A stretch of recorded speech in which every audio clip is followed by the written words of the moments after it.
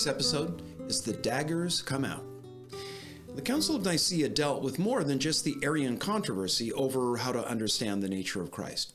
The little over 300 bishops who gathered in Nicaea also issued a raft of rulings on issues of church life that had been subjects of discussion for years.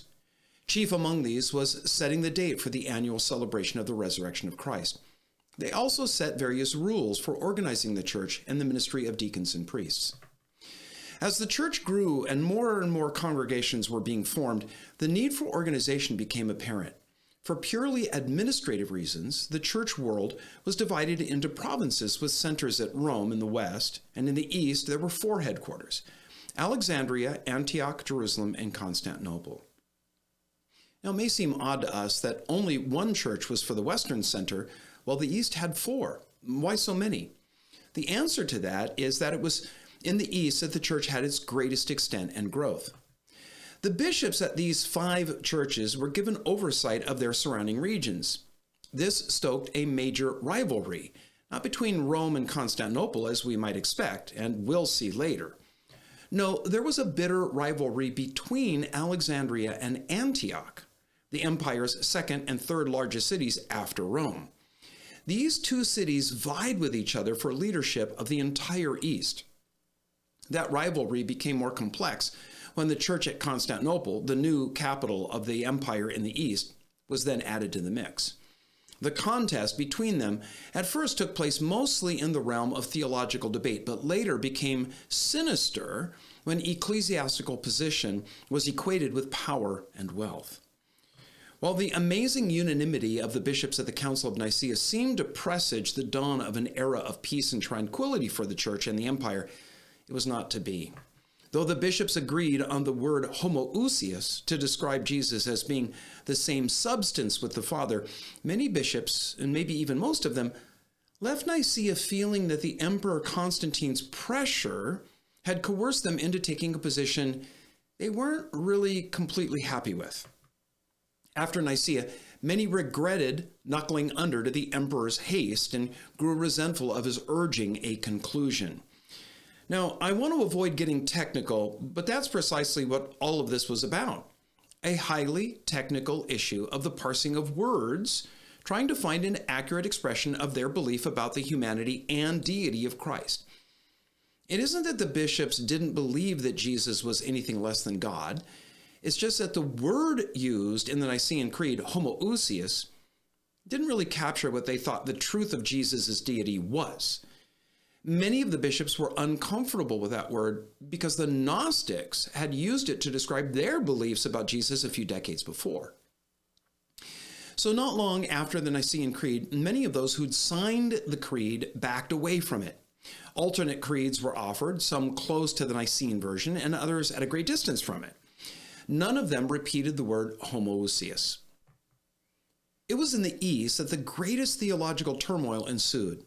After Constantine, several emperors were decidedly hostile to the Nicene position. A few were openly friendly with the Arianism that Nicaea was supposed to have buried. As we saw in recent episodes, though Alexandria was a lead church in the East, its bishop Athanasius was the sole standard bearer for the Nicene Creed in the East. Though Constantine had sponsored and endorsed Nicaea and enforced its terms, his desire to bring unity to the empire and church moved him to press bishops to reinstall Arius and his followers, not as leaders, but simply as church members.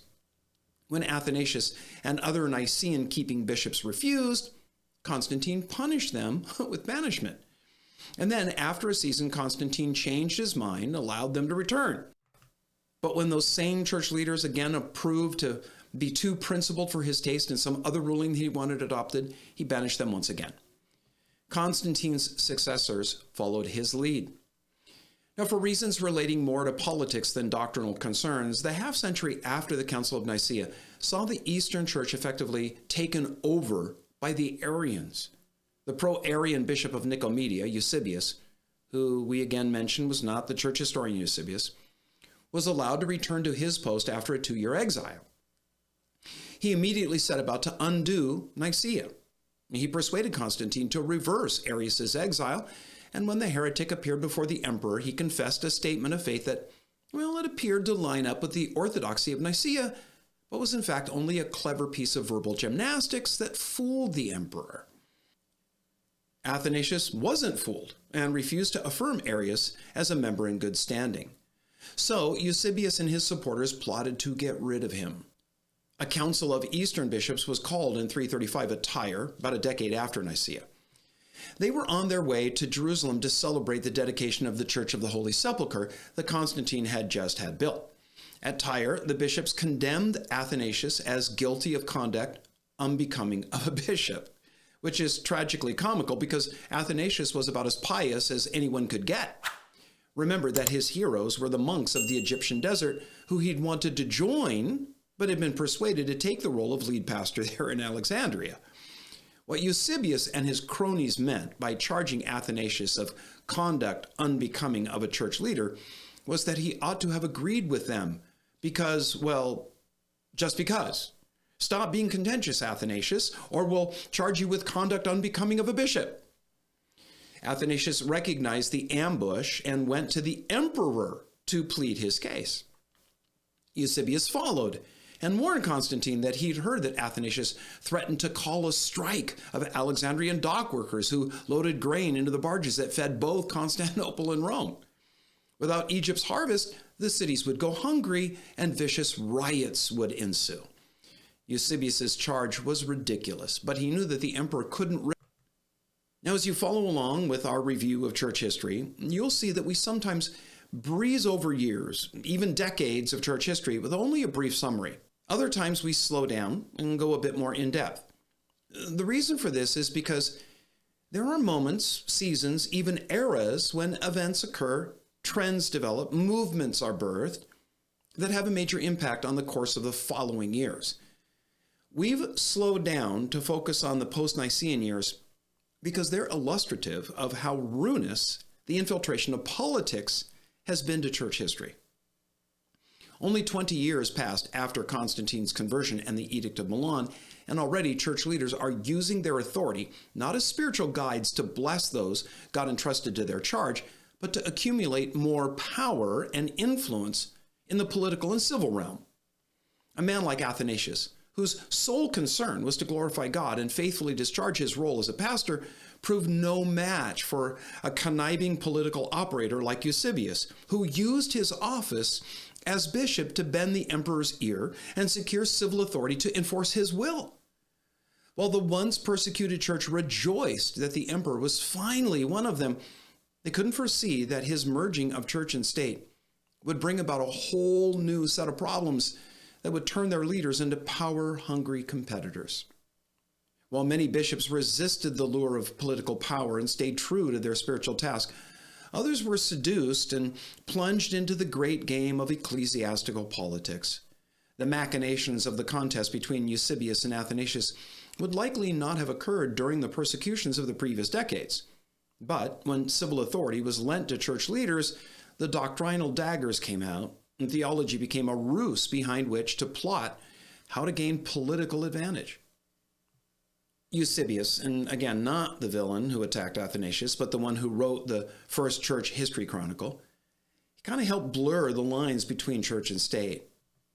After charting the church's course from the apostles to Constantine in his book, Ecclesiastical History, Eusebius presented Constantine as much more than just a ruler kindly disposed toward the faith. Oh no, Eusebius sketched Constantine as a lot more than that. He was God's agent, ordained by God to provide leadership for both church and empire.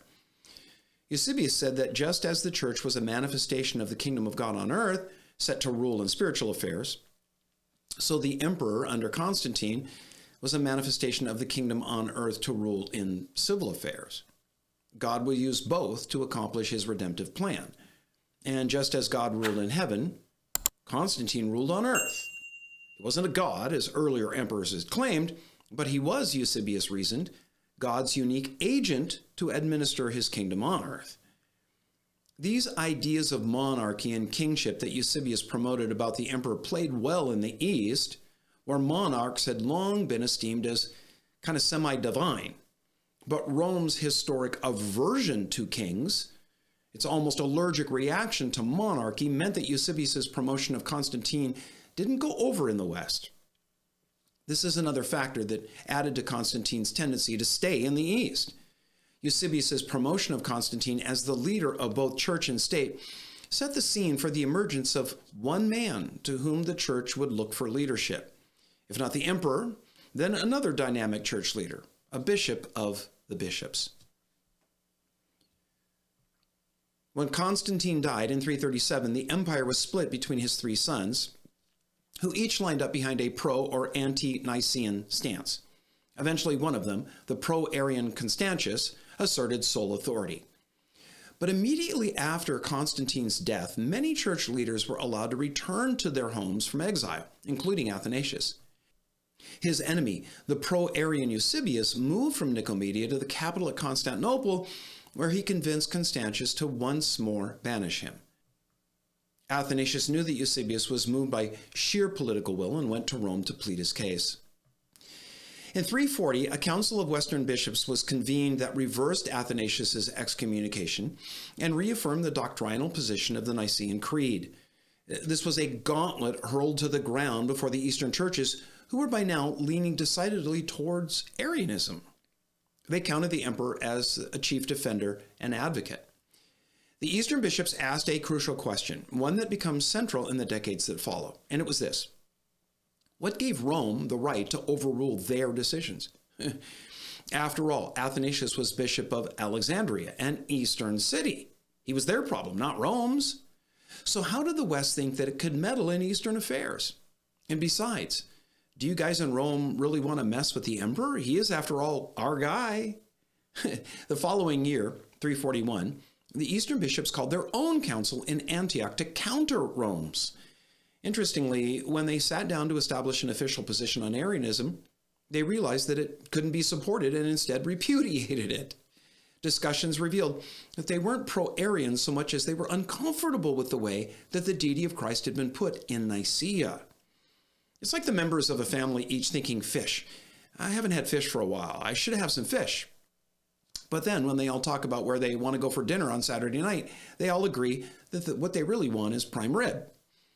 Eusebius was clearly pro-Arian and had the emperor's ear. But when the other Eastern bishops gathered, they realized they didn't really want his fishy Arianism. What they wanted was the prime rib the Nicene Creed had sought to serve, but ended up dishing ground beef. And so, the 341 Council of Antioch repudiated Arianism. But they were going to have none of Rome's meddling in their affairs and refused to reverse Athanasius's exile. Ultimately, the Council of Antioch failed in that they were unable to offer a creedal statement that improved on or fixed the problems that they had with the Nicene Creed. Their efforts ended up only adding to the confusion on what Christians believed about Jesus. At the prompting of his brother Constantius called for a council of both Eastern and Western bishops at Sardica in northern Bulgaria just a year after the Council of Antioch. This council accomplished nothing but to further divide East from West. Though a temporary calm ensued, the fracture between the two halves of the empire revealed at Sardica only became more pronounced in the decades that followed. And it was never healed. Athanasius returned to Alexandria yet again, only to be banished a few years later when Constantius took control of the Western Empire from his brother. Constantius then allowed his Arian friends to dictate policy in the West, as they'd been doing in the East. Nicene bishops were replaced by Arians. Athanasius was again condemned and banished. And you have to feel for this poor guy who just wanted to take care of his flock, but could not sit idly by and watch corrupt men make war on the truth for political gain. As Constantius's reign entered its last years, he forced a couple more councils to adopt the Arian-backed word homoousios to describe Jesus as being of a similar substance with the Father rather than the Nicene formulation of homoousios, one and the same substance as the Father. And again, as at Nicaea, this terminology was rammed down the bishops' throats. This happened after Nicaea. They went away from the council resentful of being pressed to accept a doctrine that they couldn't support. The effect was the exact opposite of what Constantius and his Arian priest Eusebius wanted. the bishops retreated to the Nicene Creed. Homoousios might not be precisely how they describe Jesus' deity, but it was better than the newly required homoiousios. It would have to suffice until someone could come up with a better way to state it.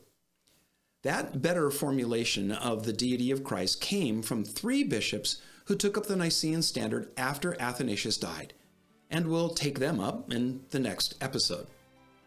All right, as we end, please like, subscribe, and tell others about the Into His Image YouTube channel. Also, check out some of the other content that I'm posting.